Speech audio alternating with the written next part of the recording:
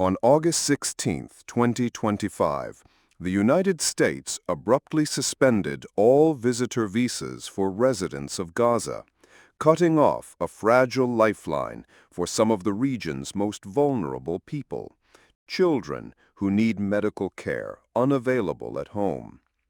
The move came less than 24 hours after a social media blitz by far-right activist Laura Loomer, raising sharp questions about how online outrage can steer government policy.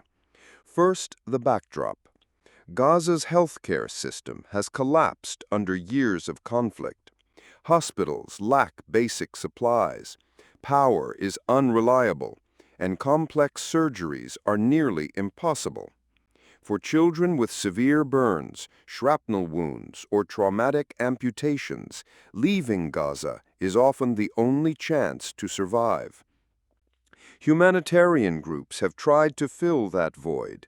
The Ohio-based nonprofit Heal Palestine recently organized what it called the largest single evacuation of injured Gaza children to the United States, flying in 63 patients and their caregivers on temporary B-1, B-2 visas.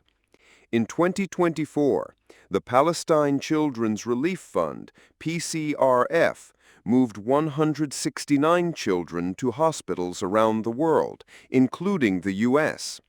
Dr. Zina Salman, a Heal Palestine co-founder, summed it up simply: for these kids, evacuation is life or death. That lifeline snapped on August 16th.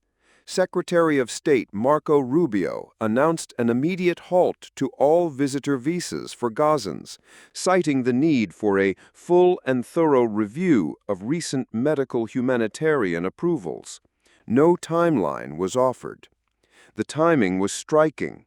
The previous day, Loomer had flooded X, the platform formerly known as Twitter, with videos of Palestinian children arriving at airports in Houston and San Francisco. The clips were already public, posted by Heal Palestine and local media, but she portrayed them as a secret invasion. Some children wore casts or prosthetics. Loomer labeled them Islamic invaders and a national security threat, even mischaracterizing their cheers of relief as jihadi chants. She claimed falsely that 95% of Gazans voted for Hamas. In the last legislative election, in 2006, Hamas received 44% of the vote. Her posts ricocheted through right-wing circles. Representatives Chip Roy of Texas and Randy Fine of Florida amplified her claims, demanding to know who in the State Department had signed off on the visas. Loomer urged that the officials be fired and that all Gazans be added to the Trump-era travel ban. Within hours of the State Department's announcement, Loomer declared victory. The U.S. is not the world's hospital. Humanitarian organizations called the decision devastating. PCRF warned it could irreversibly block life-saving treatment.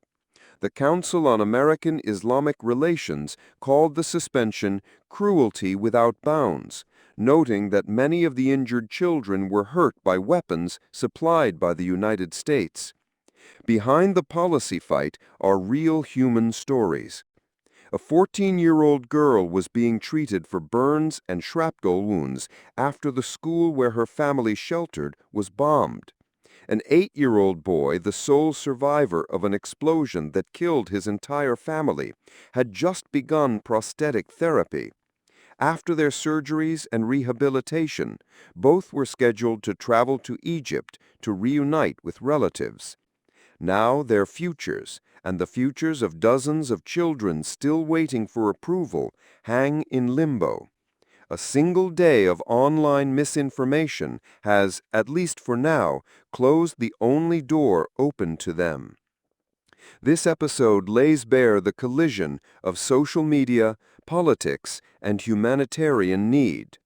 A federal policy with life or death consequences shifted overnight, not in response to new intelligence or diplomatic considerations, but to a social media storm fueled by false claims. As the review drags on, doctors, aid workers, and above all, injured children are left waiting to see whether that door will reopen or stay shut.